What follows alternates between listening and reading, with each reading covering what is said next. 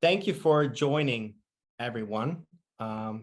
Today, we want to talk about a topic that is very dear to my heart, how to become a sports commentator in 2023, that is.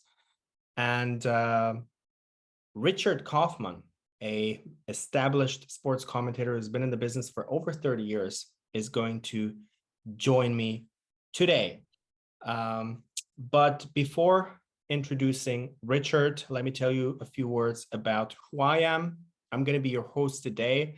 My name is Alex. I'm the co-founder of Coach Remotely.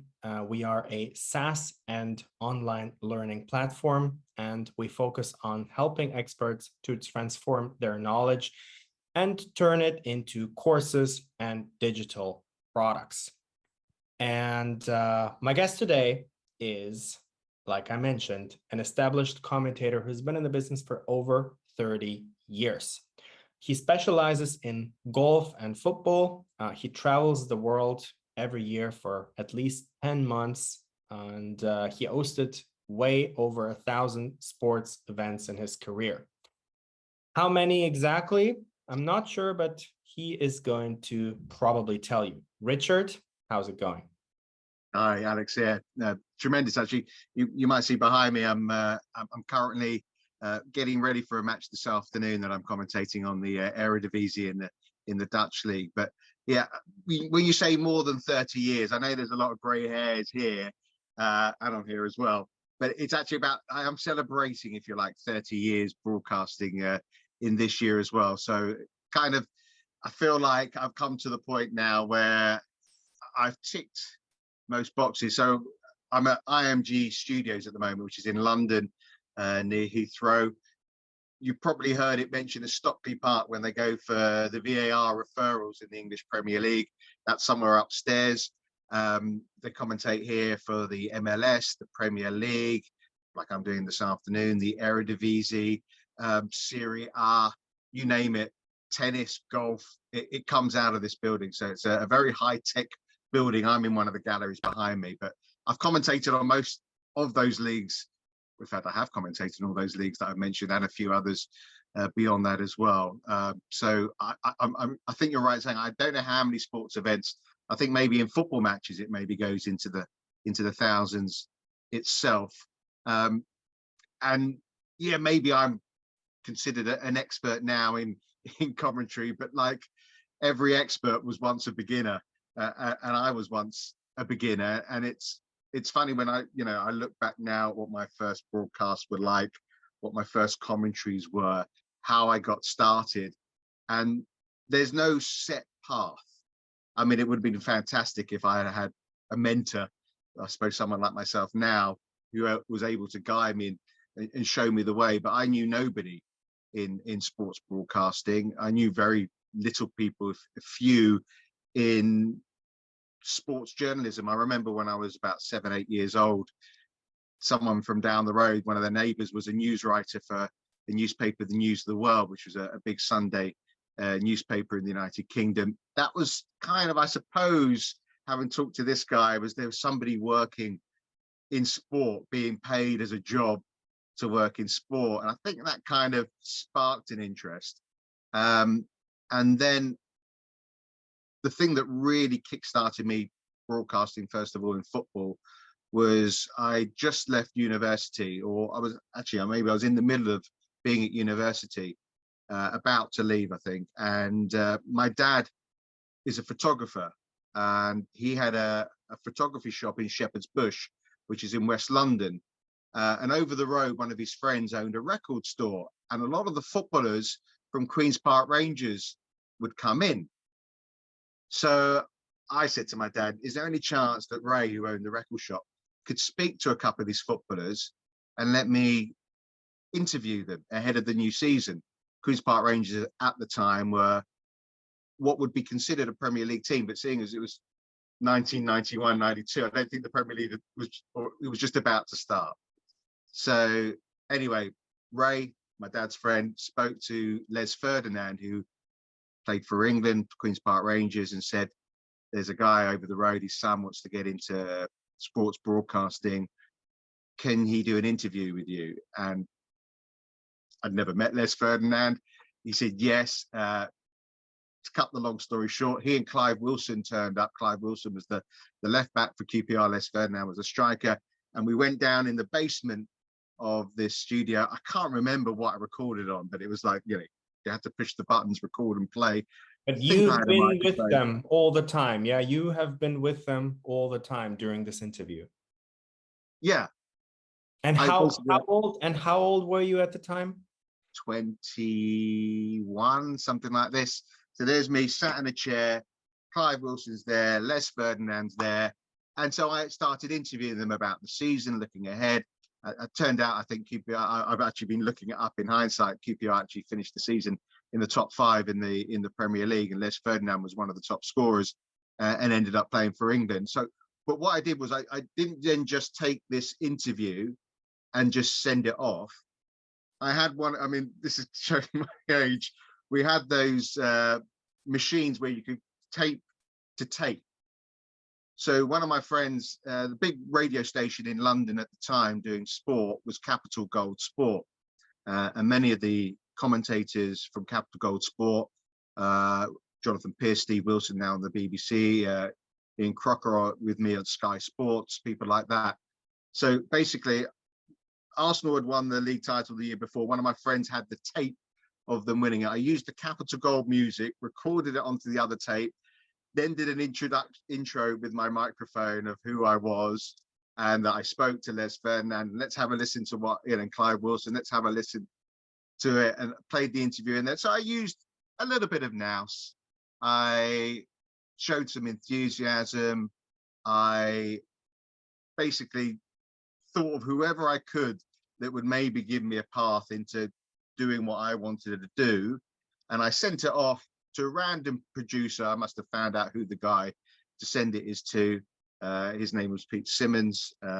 He was the editor of Capital Gold Sport.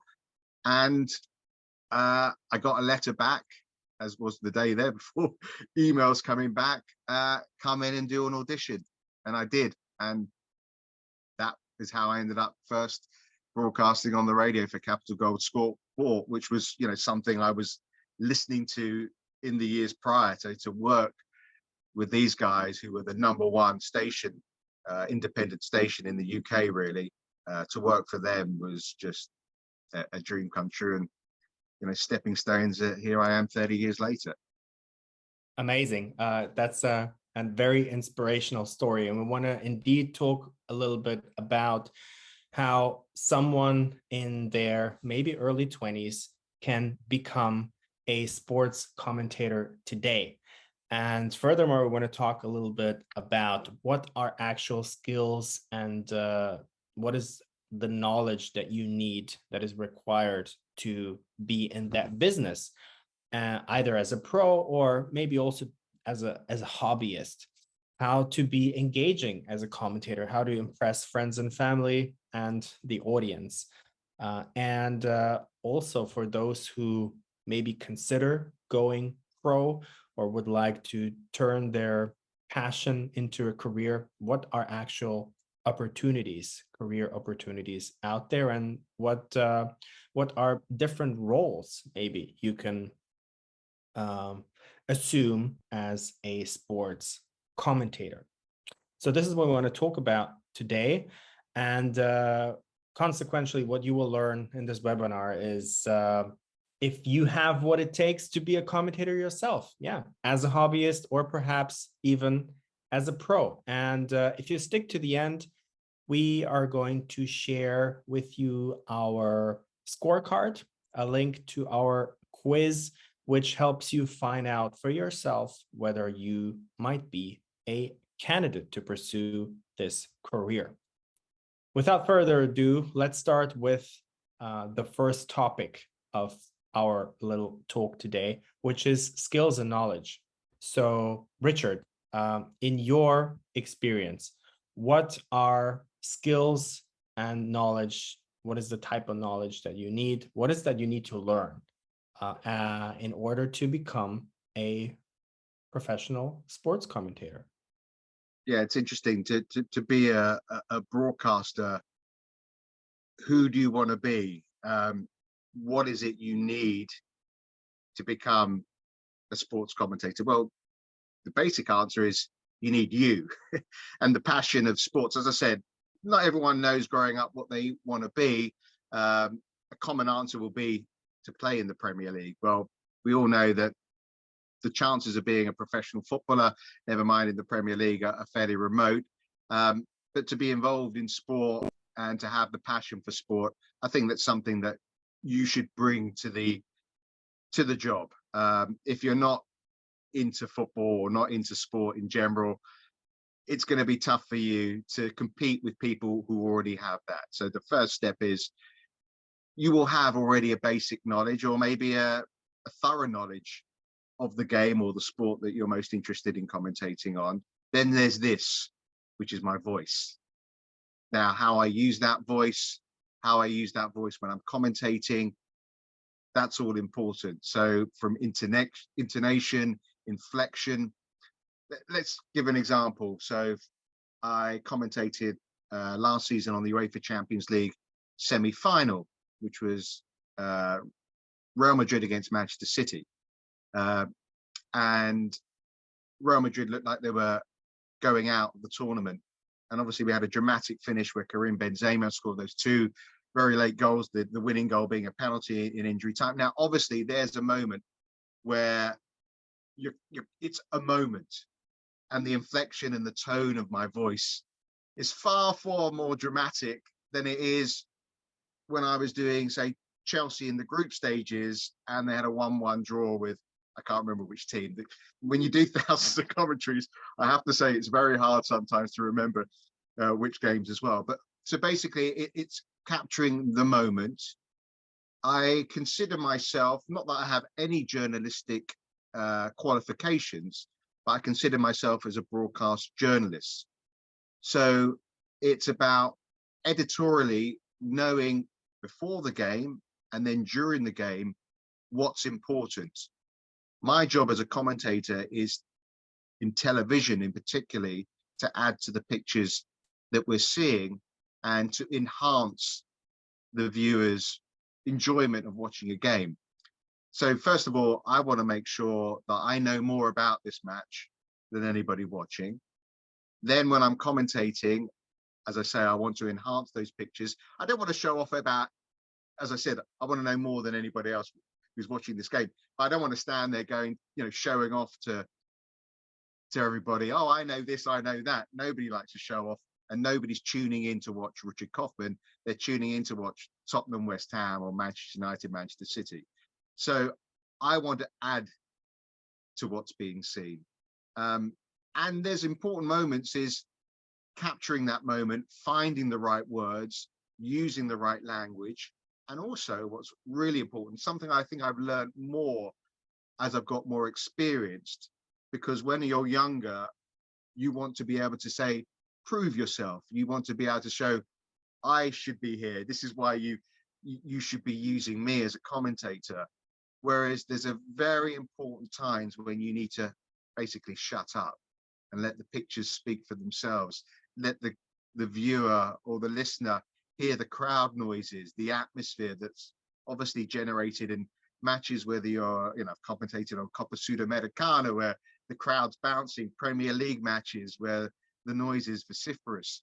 So it's not just about your voice, it's the sound that's coming from the environment in which you're in. So there's a number of things which you have to use.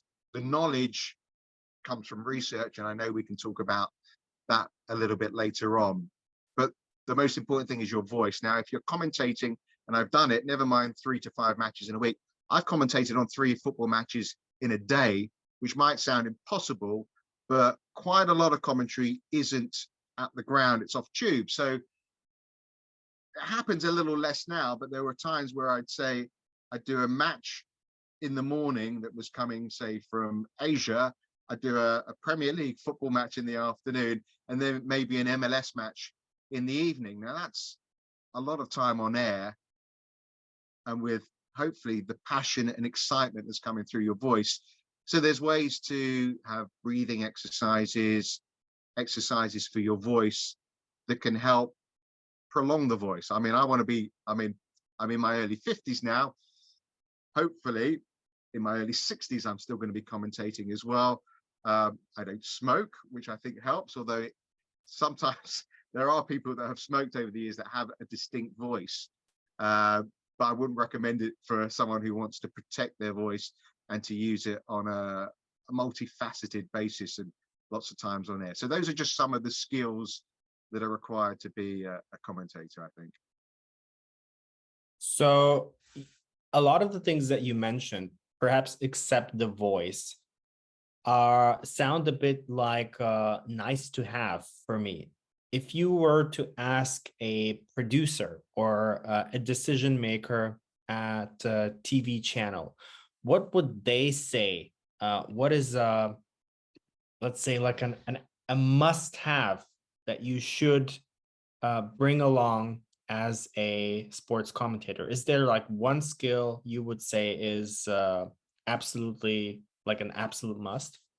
Well, I mentioned the editorial judgment. I think while you're commentating, obviously you're calling the game and you want to get the scorers right. You want to make sure that you're giving the information that's required. So that knowledge needs to come across, as I say, not in a show-off way that you want to show everything.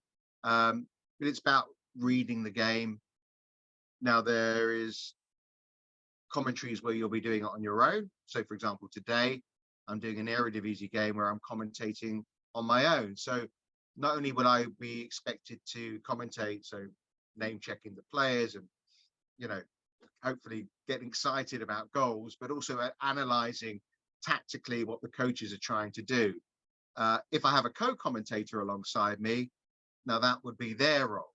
I would be setting it up and they would be analyzing.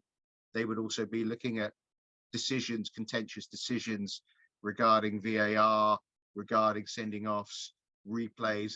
I would leave that all to the co-commentator naturally today, which is, I think, fairly unusual in sports broadcasting in the UK. Most of the time you would have a co-commentator, but for the times where you don't, the producer is looking for you to bring the analysis as well as the natural abilities that a lead commentator might bring.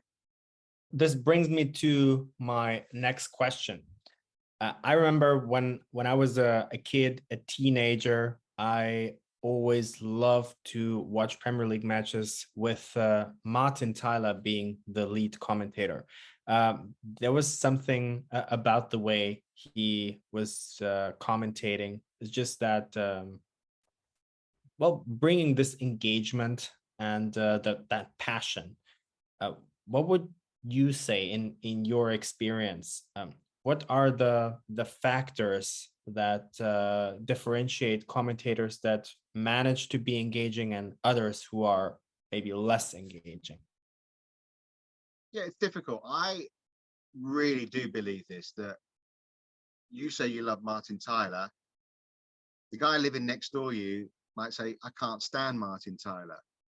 The guy living down the road from you will say, Martin Tyler, he's biased against Liverpool. The guy further down the street or the woman further down the street might say he's biased against Liverpool.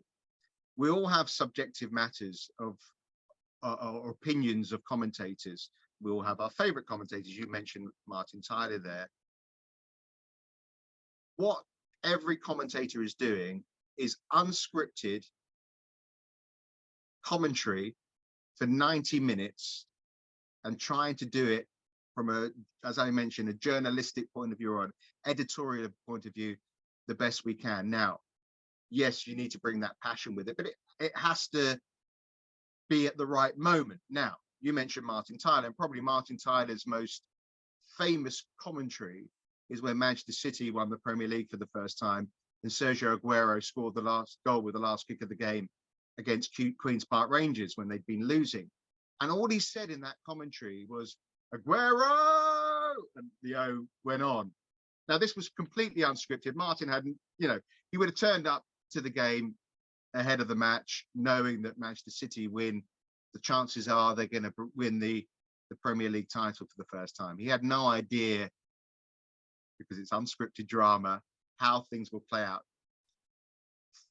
you would say, if we try to predict the weekend's football results, the chances are we're not going to get most of them right. So you can try and preempt what might happen, but the joy of sport and the joy of commentating on football or any sport for that matter is we don't know what's going to happen. And that's part of the joy of it. And Martin there are some commentators, I don't need to name names, that prepare lines before they go to a match. Now, I think that in some sports, that's okay. So, for example, I do a lot of golf commentary.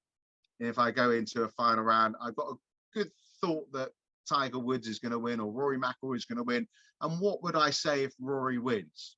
Now, again, I don't know how the day might develop, I have to be fluid in my thoughts, but there's a good chance that these guys might win. And I might have maybe a clever line that I want to use at some point. And if I don't use it, fine. Whereas in football, I think clever lines and pre-scripted lines, people can tell. And that's what's so genuine and authentic about that commentary from Martin Tyler, the Aguero and the O being elongated, is that it was just natural and it captured that moment, that sensation. He said, drink it in. It was almost a once, although it nearly got replicated again at the end of last season, but it was almost like a once in a lifetime moment. And it's about capturing that moment in the instinctive way that you have. And, Martin was in that position to commentate on that match for the leading UK sports broadcaster because of the experience that he had. And he captured it. All he captured it with was elongating his O. But it's as simple as that. So, yeah, that passion and reading that moment is where he came to the forefront on that. But as I say, some people will hate Martin Tyler. Some people will love him. The most important thing is, I think, the fact that he's been commentating, and I'd like to think that I've been commentating for, 30 years now, is that we do a good job and we've learned things, always learning. All the time I'm learning, picking up things. Even maybe from this conversation today, I might think of something that I haven't thought of before. So it's an ever-changing picture when you're doing commentary, and it's ever-changing depending on what sport you're doing as well. So you mentioned that when people watch Manchester City against QPR, they don't show up to listen to Richard Kaufman. They want to watch the match, and Richard Kaufman happens to be along for the ride in order to enhance the experience. Now, do you think that despite that, a commentator should strive to give the audience goosebumps if possible? Or you think that this is perhaps an overstated, over-idealized thought? Ultimately, the match itself will give the opportunity for the commentator to give those goosebump moments. So I do think, let's say Martin Tyler, let's go back to that match again, Manchester City commentary against QPR, and Martin's commentary would have been, Sergio Aguero, there he is with his 27th goal of the season, without providing any of the context, the drama, the excitement in his voice, that this was the moment. As I said, it wasn't just Aguero. He went, drink it in, lap it up. I can't remember the exact words that he used, but it encapsulated. The crowd were going mad. He's going mad, throwing his shirt around. And he encapsulated that. And that added to the goosebump moment. I think people that use their language really well. So two commentators I'm big fans of, who as a commentator, you can pick up of other commentators. You can't impersonate other commentators, although my first job in Capital Gold that I mentioned earlier, I almost they wanted an impersonator of Jonathan Pearce, who you probably would hear now commentating for the BBC World Cup matches on TV and radio. And Jonathan's style was loud, almost shouting. And when I did my audition for Capital Gold, once, I handed that tape in and they asked me to come in, they asked me to do a match report of, say, Fulham Brentford or whatever. And I did it and they went, that's really good. Can you do it louder and faster? So I said, sure. So I did it loud. It's Fulham 1, Brentford 1. And they said, yeah, great. Can you do it louder and faster? So I did that. They must have asked me 7 times, at which point I am shouting and talking at 100 miles an hour. But that was the style of the radio station. Jonathan Pearce was their head commentator, and they wanted us. And it did take me a while because obviously I then started working for other companies, other broadcasters. I worked for the BBC, for UEFA, for Sky Sports, for all these companies, and they don't want me shouting and talking at 100 miles an hour. It took me a little while to get myself out of that gear and come down the gears. So may I ask you this? I think this is pretty fascinating. So this stint in your career, it certainly must have had an influence on your commentating style. So even though you said you kind of went back to your older self, but in a way you must have, yeah, I assume you've explored a new branch of your personality as a commentator during that period of time. Now, have you found yourself going back to that later on, knowing that you can talk at 100 miles an hour? Or did you just simply realize that this is not for you and this is not who you are, even though you can do it, but you wouldn't actually do it anymore? That's a good question, Alex. It's important. I think, personally speaking, I think that commentary style was fantastic for its time. So back in 1992, which is the first season I started working, 1992-93 season, the first season I started working doing football as it was then on the radio. That style for that station was what they wanted. They wanted to be, you had the BBC who were doing it in their style. And talking of styles, let me quickly tell you my first broadcast. I was doing traffic reports on the radio. So, I mean, it is embarrassing in a way, but I'll say it anyway, because this is, I was 18 at the time, something like that. And so I managed to get a job working at AA Roadwatch. Now, AA Roadwatch, the AA, the Automobile Association, at the time, they provided all the traffic reports for all the stations around the country.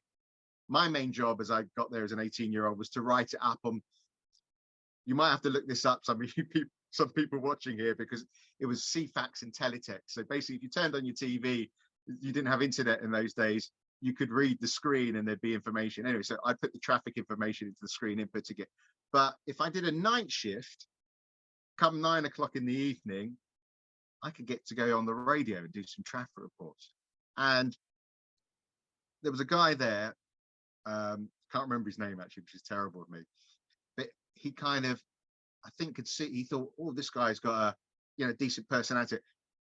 Love to hear what he sounds like on the radio. And he was kind of like, he was there in the end to give me some advice, which was fantastic of him.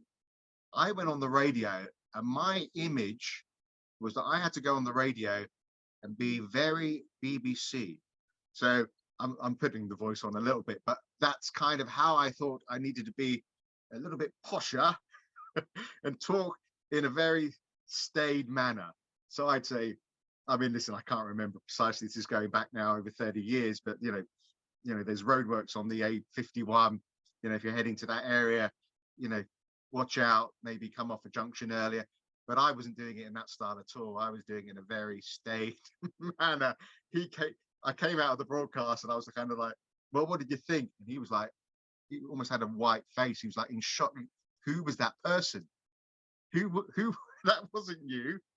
And I was like, oh my God, you're so right. He goes, just relax and be yourself, be authentic, be true to yourself. So I wanted to fit in with that station, basically Capital Radio at the time. And I wanted to use it as a stepping ladder and, hopefully to be Jonathan Pearce and take the main commentary. I think naturally you can probably hear it as I'm talking now. I'm quite a loud talker, fairly abrasive. And so that style of commentary comes out naturally, I do feel I need to tone it down. Nobody can take 90 minutes of someone going at you at 100 miles an hour. As I say, silence, pausing, that can be as effective as going at, fast breakneck speed. So yes, definitely keep that passion, excitement. When it was that goal in the Champions League semi-final and Benzema scoring the last second, give it that full 10-0, 100 miles an hour. But you can't keep that going all the time. Conversely, in the last month, I've commentated on a basketball game, football match, golf tournament.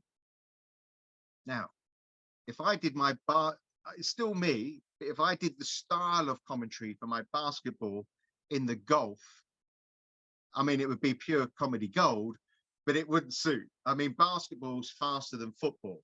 So they're up and down, da, da, da, da. You can get really excited. Yeah, from downtown, it's kind of tapping into the American style, if you like, a little bit, which is where, the home of basketball. That's slightly different to the style I use in today's match, where I'm commentating on the Dutch league and the Eredivisie, and very different to the commentary I'm doing next week when I'm in Dubai commentating on the golf. So it's still me. Richard, if I may ask, this sets up a brilliant question, which is you mentioned different styles. So tapping into the US style, if you commentate on basketball, that kind of makes sense. And slowing things down when you're commentating on golf, also, it kind of makes sense if you watch both sports. As someone out there watch both sports, that would be weird if you would do the basketball style commenting on golf, pure comedy gold, just like you said. What I wonder is, how does one learn those different styles? Is that simply something that you start to copy off of other commentators in the business? So you listen to how other colleagues do commentate on golf, and then you kind of just start mirroring their style? Is that how you came to do that, or you kind of figured out for yourself what is the way I would like, or I imagine this should be commentated on? When you're commentating, you're matching the pace of the game. So with basketball, as I said, it's a lot faster than football. Football is a lot faster, say, than golf or cricket. So you're matching the pace of the play. Now, that doesn't mean in golf you can't get excited, but the tempo of the game is much slower. Whereas the tempo of a basketball game, they're up and down, and football, similar to basketball, but maybe not quite as fast. So the answer to you, and I say, you're not an impersonator. You're not impersonating commentators. Now, we all have our favorite commentators, whether it be in tennis, in football, in golf, whatever sport is your passion. As you said, you mentioned your favorite as well. It's not about impersonating those people, but yes, you can't help but draw on what you grew up watching. So when I grew up watching golf, it was Peter Allis. When I was watching football, it was Barry Davis and John Motson and Brian Moore.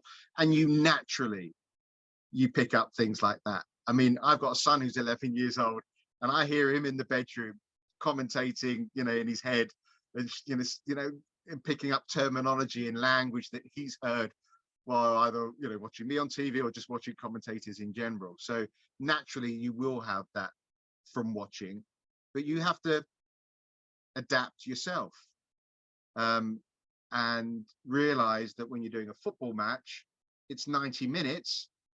When you're doing a golf tournament, I might be on air for 5 hours plus, and I might have 5 other commentators with me. Whereas in football, generally, I've only got one other commentator with me. They may go to a studio at half time and have pundits in the studio as well. But while the live action's going on, it's just me either on my own, as it may be today, or with a co-commentator. So all those different factors are in play.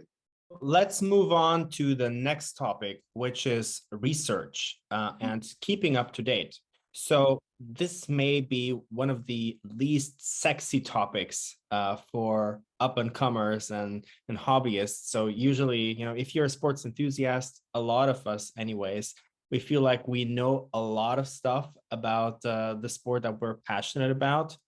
Certainly, we know everything about our favorite club, but there goes a lot into preparing matches that you're commentating on.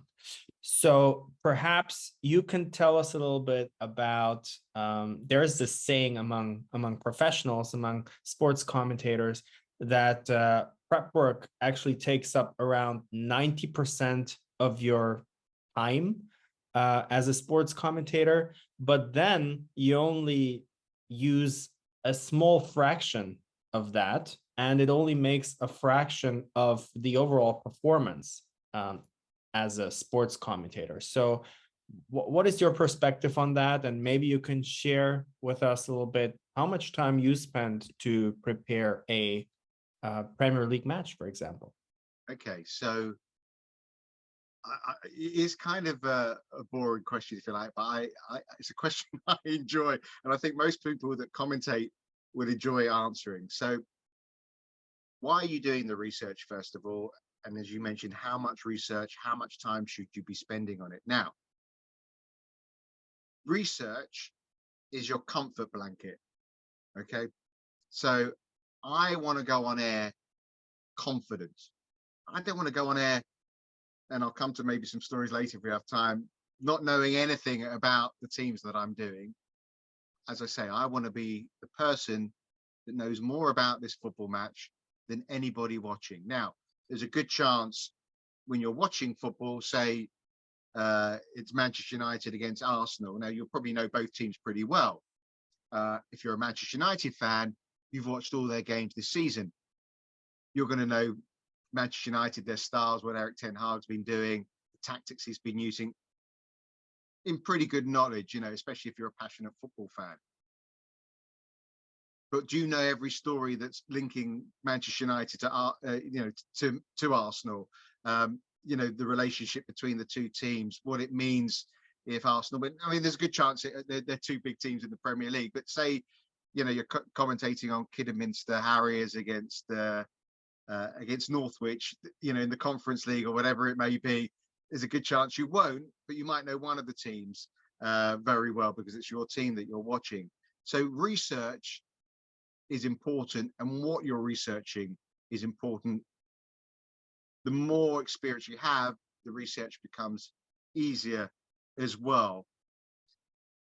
I would say over the years, I've potentially done too much research for games. Now, I'd rather do too much than too little. I mentioned earlier that I did 3 football matches in a day. Now, if I say to you on average, I think people should be spending a sweet spot of maybe 6 hours to research a game. If I'm doing 3 matches in a day, 8 matches in a week, you can understand I'm working from morning to night almost. I enjoy doing the research. I enjoy finding things that I know no one's doing. So, for example, there's a game today I'm doing, and it's AZ Alkmaar who are going for the title in Holland. Their coach is Pascal Janssen. Now, I might not use this. If the game's fantastic, there's 8 goals, there's no time for me to use it. I know Pascal Janssen, as you can hear, Dutch name, he was born in London. Why was he born in London? His mum was in a pop group that had 3 top 10 hits, whatever, and you can have a bit of fun with that. I think they were called Susie and Sue or something, the pop group. Obviously, I've got it written down and I'll be focusing on the game nearer to kickoff. But it's just those little things that I know no one generally will know about, particularly I'm commentating to an international audience, not to a Dutch audience. It's just finding those little things like, oh, okay, I love that. I found, it's not nothing that bores me more. It's the same in golf, same in football. So-and-so scored 15 goals this season, scored in the last 4 matches. Anyone can do research, but it's how you use that research. I think you mentioned it there. In a game, I would like to think the maximum amount I will use from my research will be 10%. If it's more than 10%, either I'm doing something really wrong or the game is extremely boring, in which case I'm trying to give people a reason to stay with it. You know, I'm almost like a salesman for my match. This is me. You know, don't turn over and watch this other game. Don't go and flick over to Love Island or whatever. You know, stay with me. You don't want to miss this. So that's one of the reasons why I'm doing my research. It's my comfort blanket, my chance to relax, at times maybe show off, but as I mentioned earlier, no one's tuning in for Richard Kaufman. So, you know, as much as I want someone to think, as you say, you know, I'm going to capture the moments, the big moments. I've added to the value of you watching. Remember why you're there and what the role you're doing. It's not to show off and say everything you know about the two teams you're commentating on. Now, I have a database. So I've mentioned already, I'm doing a number of sports, number of leagues. So I'm, you know, in the coming months, I'm going to be commentating on Premier League, Champions League, Eredivisie, and obviously if I'm doing European football, clubs from different countries, golf tournaments, male, female. So I have a database on my laptop. So say I'm doing AZ today, AZ Alkmaar, I'm doing Chelsea in 2 weeks. Hopefully I have prior knowledge of when I'm doing these games, maybe weeks in advance. Sometimes that might not be the case, but generally that would be the case. I'll go into my database and I'll go Chelsea, and I'll find the last Chelsea match I've done, and I've got all my notes on my database from Chelsea. So I'm not starting from scratch, which obviously is time saving. The notes will need updating, but I've got a base for doing that. So there are shortcuts. There's a way of knowing where to find the knowledge that you need. And then the most important bit is knowing when to use that knowledge and not to use everything that you know. So you mentioned one thing just a couple minutes ago, which is you're going out to an international audience with your Eredivisie match when you mentioned Pascal Jansen. And now this, I find this quite interesting because you emphasize this part, and I'm sure there is a reason. And we talk about this a little bit before our talk. Knowing your audience is such an important aspect. Maybe you can tell our audience a little bit more about why this is so important, and how does your research affect, or in other words, how does knowing your audience affect your research ahead of a match? It's a good question. If I'm commentating on this match today and it's to a Dutch audience, they will be far more knowledgeable. I'm making assumptions here, but the assumption is they'll be far more knowledgeable of what's happening. So I wouldn't need to tell them that it's Ajax against Feyenoord today, because that's the big match of the year in Holland as well. And that precedes my game, which will affect the title race in terms of AZ. I wouldn't have to go into any depth about that match and what it means. But if I'm doing it to an international audience, then I have to say it's the Classico, it's the Real Madrid Barcelona, it's the Manchester United against Liverpool, it's the Celtic Rangers equivalent. Whereas there would be an assumption that I'd be patronizing you if I started saying how important this game is. Well, yeah, we know, Richard, thank you. You know, I'm Dutch. I know how big a game Ajax against Feyenoord is, but to an international audience, you don't make that assumption. So you can dumb down a little bit. It's like when you start commentating, there's a good chance, a good outlet for people commentating right now is with club TV or club radio or for local radio. And so if you're commentating, I mean, the biggest one probably is MUTV, but every club now has its own club TV providing commentaries from the championship into the conference. And it's interesting the styles that people use, but you're doing it from a perspective that you are doing it, say, for Reading TV. The people that are tuning in for you are Reading supporters. So first of all, you're bearing that in mind. They don't really care about, Rotherham, who they're playing. They're there to watch Reading. So I feel, and I know some people differ with this, that Reading against Rotherham, I still want to research the same, even though some of that stuff about Rotherham I probably won't use 90% of it, and I won't get to use it again probably until we play them in the away match. But I want people to come away, when one of our producers called it the 4 E's: to embrace, educate, engage, and entertain. So those are the things I want to, I want to engage people, I want to entertain them, embracing the game, educate, giving them the information that maybe they don't know about. If I'm commentating on the big game in the Premier League today and I'm going out to millions all around the world, or if I'm doing Reading TV and there's 1,500 people watching, I will still, some might say stupidly, but I will put in the same work. And there's a good reason for doing that as well. You don't know who's watching, of those 1,500 people, you don't know who's watching you. Someone might have said, oh, Richard Kaufman, you might want to listen to him commentating. I think, he's got potential. You're doing Reading TV, 1,500, you think, whatever. But someone important might be listening, or someone important that knows someone important might be listening. And that could be key for you getting your break. So I always treat, and I think it's only fair to the audience that are watching, I treat everything as important as the next. And I think there's a pride in that with your work, which I think it's my own personal ethos. I know not everyone might carry that, but I would think the majority of good broadcasters would carry that with them.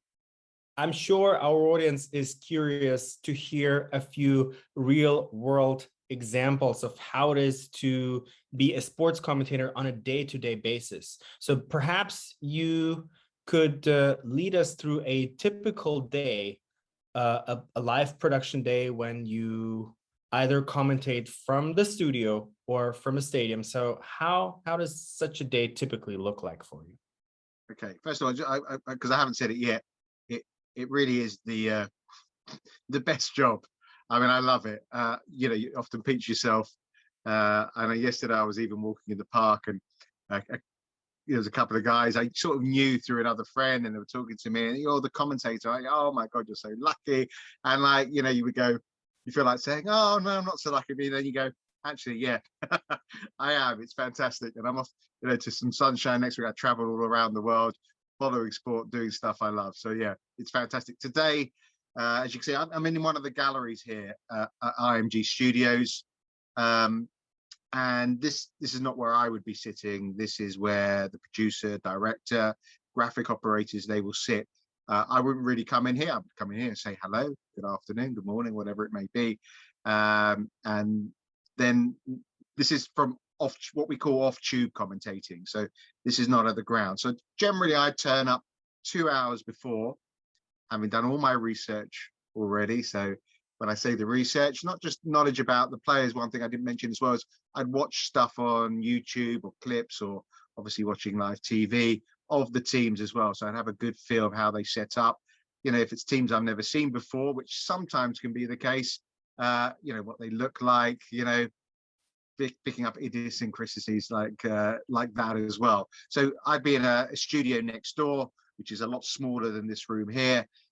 In there, I have my own lip mic, which I travel around the world. But don't worry, if people are just starting out, you don't want to invest money into your own lip mic, which is one of those old mics that you stick up against your lip. Companies like this provide the equipment for you. They have a sound engineer who will go in there, make sure everything's set up correctly. You have an ISDN box where you can talk to the people in here, sound guy, producer. As I say, get there 2 hours before, just to make sure everything technically is set up well. An hour before, I get the team news. About this sort of time, the feed that comes from a satellite will start coming through. So we'd have pictures, obviously an hour before, not crowd noise, but start getting crowd noise, do a few rehearsals. Now, for some matches, this is not today, but for some matches, particularly say I'm doing a Premier League match, which on the other hand would generally be at the ground. But if I'm doing a Premier League match, you have an opener. So you can pre-voice, generally you'd pre-voice that opener, or it depends on the producer, they might want to do it live, but you'd see the pictures already for that. You probably pre-script it, it's only 30 seconds. You know, what a massive afternoon at Molyneux, so-and-so, and then it, pick out a couple of the managers and maybe some key players, and you try and editorially sum up 30 seconds, an opener for why people should be watching it. And then, so with the match I'm doing today, 10 minutes before kickoff, I go on air. It starts with a wide shot of the stadium. Hi, I'm Richard Kaufman. Welcome to Eredivisie action. It's round 17, and the teams are playing. Talk a little bit about why it's such an important day in the Eredivisie. Obviously, I mentioned earlier, it's the Klassiker and the chance for AZ maybe to imprint themselves on the title. And then they show players warming up. Again, I talk generically about each team, or if they go on a close-up of a player, maybe I'll talk specifically about that player. And then, because it's a world feed, so it's not a feed for Sky Sports, it's going all around the world. So Sky Sports might be taking it in the UK, or is it, I think the case in the for the Eredivisie, it's Mola TV. It might be going on a different channel in South Africa, a different channel in Dubai, a different channel in Abu Dhabi, a different channel, other places in the Middle East or in Africa, or anyone else that's taking it as an English language commentary. I will pause before the teams come out, so they have a clean on the teams out, because the presenter might be throwing to the teams coming out. And I'll also pause just before kickoff as well. And so it's a clean in on the kickoff. Same thing going up to half time. I'll do a quick 15-second wrap at the end of half time. Someone might come out of 15 seconds, and then there's another 20-30 seconds where I do a more considered out of what happened in the first half, and then I'd end on the scoreline. Now, there may be a slight pause, and some of the international feeds, you will have highlights from the first half, which you may need to talk through. That's not happening for me today, but that could happen. And then the same thing happens in the second half. At the end of the match, you'll have the league tables, and then it's a quick goodbye and out. And then the guys in here will hit a button and the closer will go up, and job's done for the day. Now, if I'm at the ground, it's a completely different story. And it's really important, I feel, say I'm traveling to Manchester today from London, that I want to be there 3 hours before kickoff. Not that I need to be there 3 hours before kickoff, but I want to be early. Now, the worst thing that can happen, and thankfully it's very rarely happened to me, is you're struggling. There's an accident on the M6, and now you're looking at your watch thinking, I might not get there an hour before. You're on the phone to your producer. I'm struggling. I'm in a traffic jam. Give yourself as much time as possible. And also, when you get to the ground, it means you can have a cup of tea, a little bit of something to eat. You can relax into the day, maybe speak to someone at the gate, at the ground. You might be able to get some information that, obviously, when you're in, like I am today, and I'm commentating on a Dutch match, I'm very much reliant. My first source for team news or anything like that is bizarrely, it's from Twitter, as even opposed to the club websites nowadays. It's from social media. There'll be certain journalists that I'll follow on social media. They may even have some early team news. The earlier you can get the team news, the better. But if you're at the ground, you might be able to pick up some points. You might even see the manager if you know him. You might be able to see him. You have access to various different places. You obviously can't go in the dressing room, but there's certain areas that your pass will allow you to go. And you may be doing a piece to camera before the match.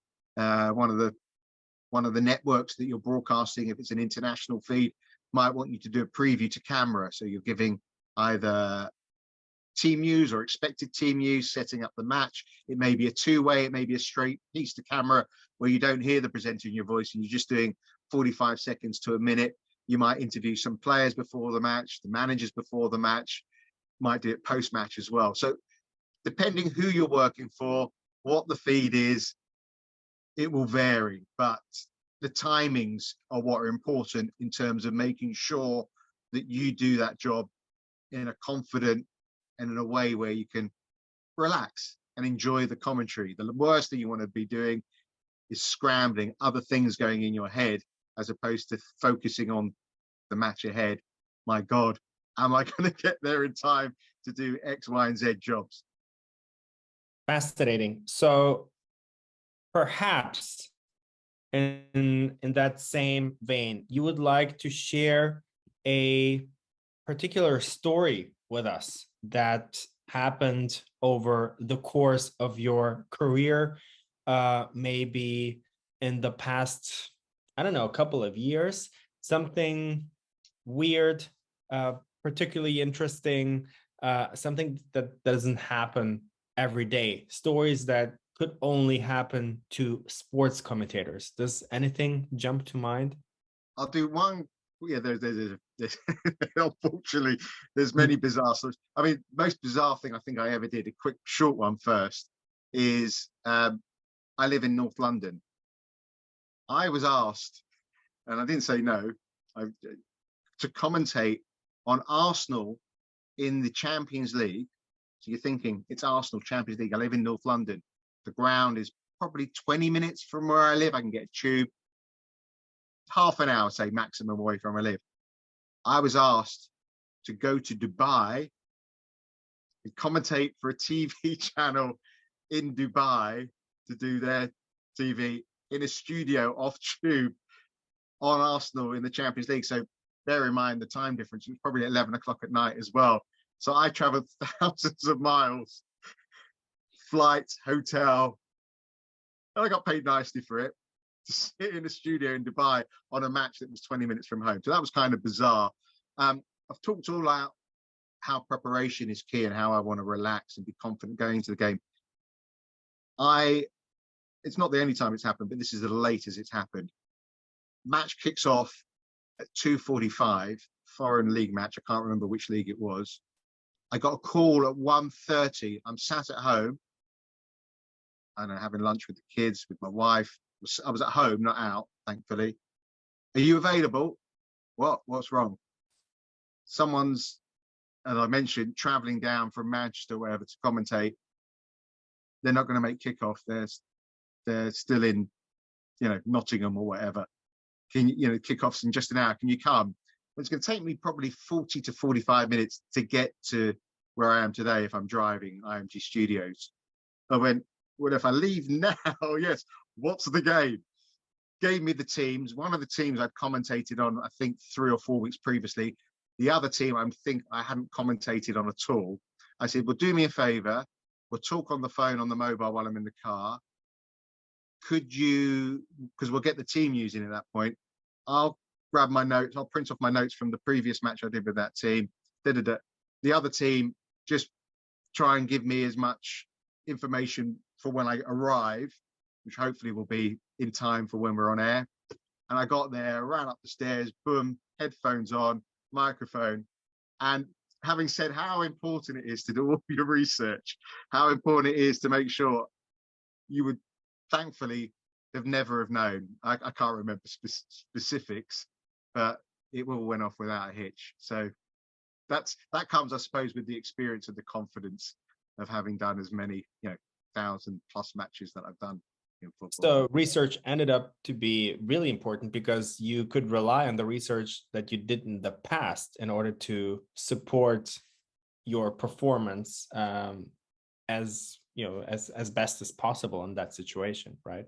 Kind of, yeah. The other team I hadn't seen much of, but it was a case of then you're commentating in a slightly different way. But yeah, I had to adapt to the situation.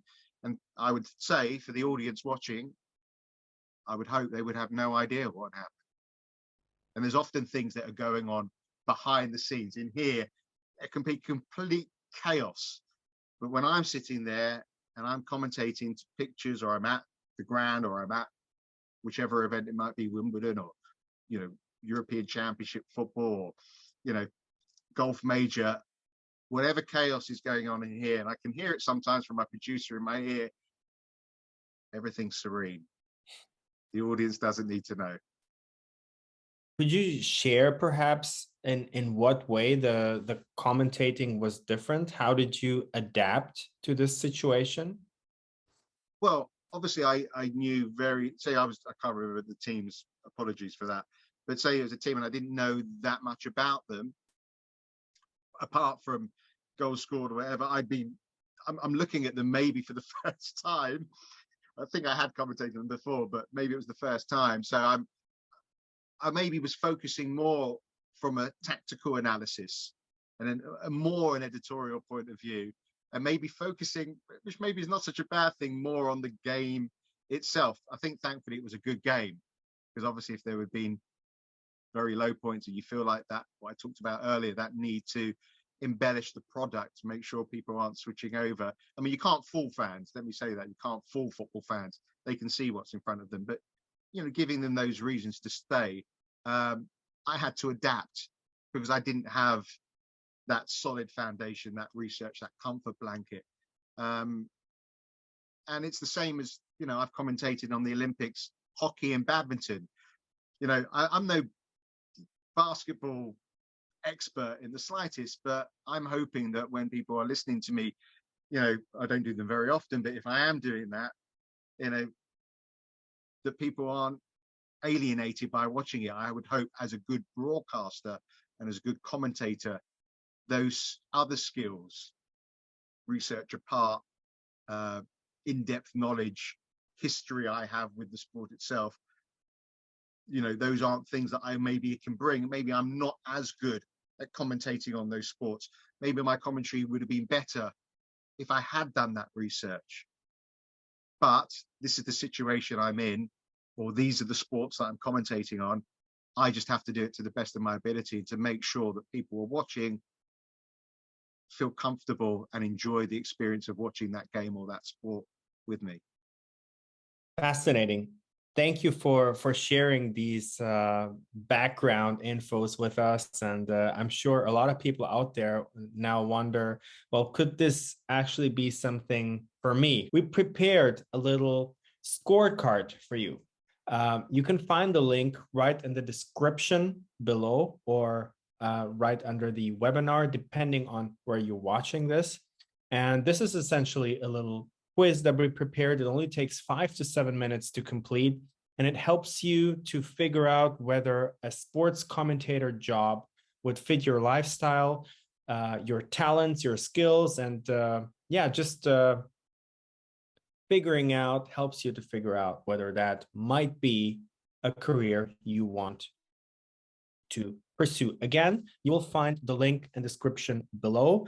And now, Richard, there is one more thing that we would like to share with the audience. Okay. And that one more thing, Richard, perhaps you would like to share with the audience what that is. Yeah, so 30 years of experience, all the gray hairs. I'm giving you a chance to basically tap in to the expertise that I've built up over the number of years in the different sports, all the different TV stations that I've worked on. A 4-week live course with me. And I'm hoping as well, there may be some special guests along the way. One of the keys to commentating is obviously working with a co-commentator. So I'm hoping to bring a former professional footballer that I'm sure will be well known to you as well, to talk to us about the role of the co-commentator and how he feels sitting next to someone like me, a commentator, and what he's expecting from that as well. So there's all sorts of facets that are coming to this course. I'm really excited about it, and a chance for me to impart knowledge and for you to experience something that I think that isn't easily available. As I said, when I started out, I would love to have had a mentor, someone to show me the way and give me those foundations. And this is a chance for me to provide that. And going back to the question you're asking for people to fill in with that quiz, whether people, can be commentators. I've worked with people that were teachers.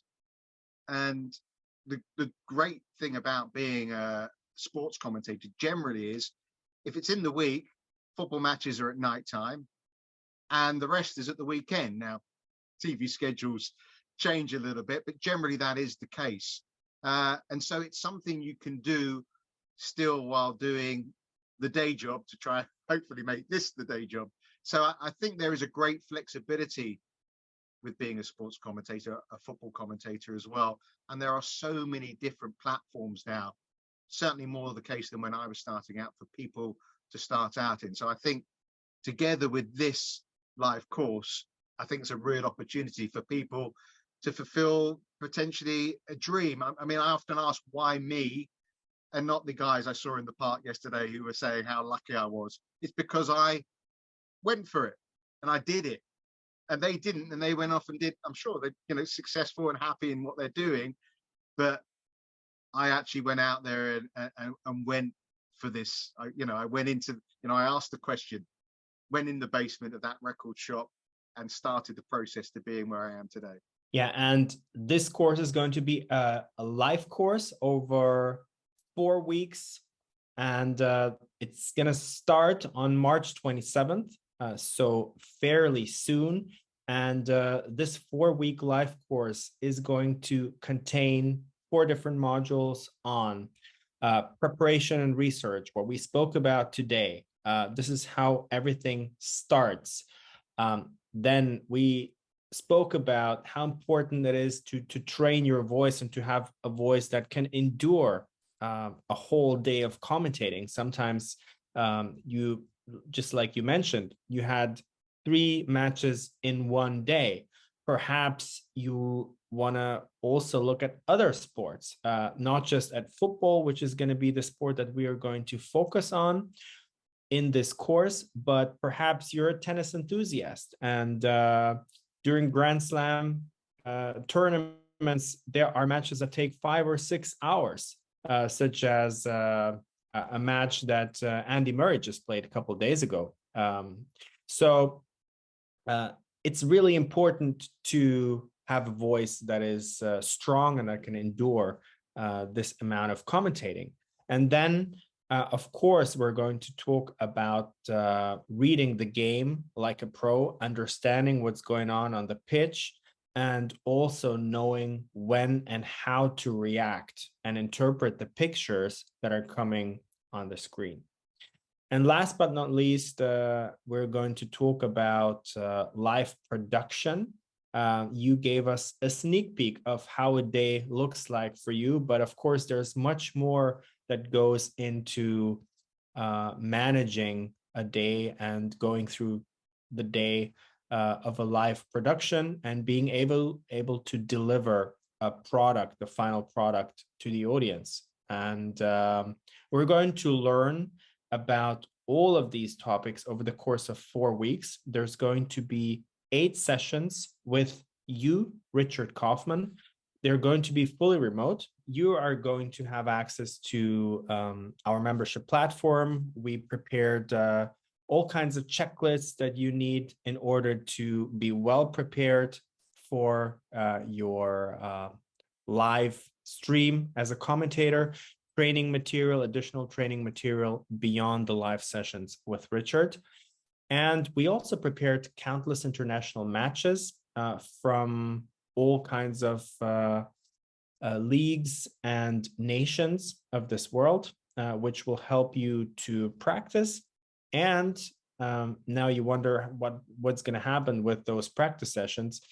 You have the chance to record these practice sessions and then share them with us, respectively with Richard, who's going to give you feedback on the different departments, the different skills that you can work on in order to get better and hopefully get closer to your goal, whatever that may be. And last but not least, of course, you're going to get a certificate after graduating. And as a bonus, if you sign up today, between today and the next 2 weeks, you're going to get access to a bonus session with Richard, a one-on-one bonus session, which means that not only you will be able to talk to him and ask him questions during our 8 group sessions, but it's going to be an individual session where you can talk with Richard about anything you're interested in, about your career, about how you can perhaps access the business, and so on and so forth. So a great opportunity, to be honest with you guys. When I was younger, when I was a kid, a teenager, one of my biggest dreams was to become a sports commentator. And I got very close. I was already accepted in a media college, and at the last minute, I decided not to do it because, well, I guess I was simply not experienced, not mature enough to move away from home. So I decided to pursue a different career path. But one of my biggest passions to this day is the, well, sports and the commentator business. And so I'm really glad to be able to present you an experienced commentator just like Richard, who's going to take you through all of this material over the course of 4 weeks. And Alex, of course, you can take notes as well. You know, it's never too late to be a sports commentator. You can always take a different path. So make some notes during the sessions, and you may be on your way. Okay, great. And just one more thing I would like to add. Now, some of the viewers out there might be thinking, well, okay, so what's the track record? Can I trust these guys? And I would like to share with you what we've done in the past in this field. We have actually performed 11 live cohorts or hosted 11 live cohorts in the German-speaking countries in the last couple of years since 2020, together with my co-founder and German sports commentator Carsten Linke. You can look this guy up. He's commentated as well over 30. He has over 30 years of experience and traveled the tour actually very similarly to Richard. For over 12 years, he's been commentating on tennis, and now he's been focusing on football for over 10 years now. And half of a dozen of our students, and we work with several hundred students in the past couple of years, have actually made it. So they turned pro, and they're now living their dream as sports commentators, working for several different broadcasting companies or TV channels in the German-speaking countries.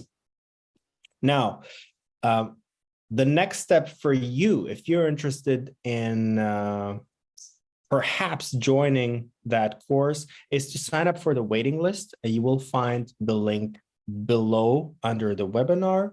The course is going to be starting at £9.99.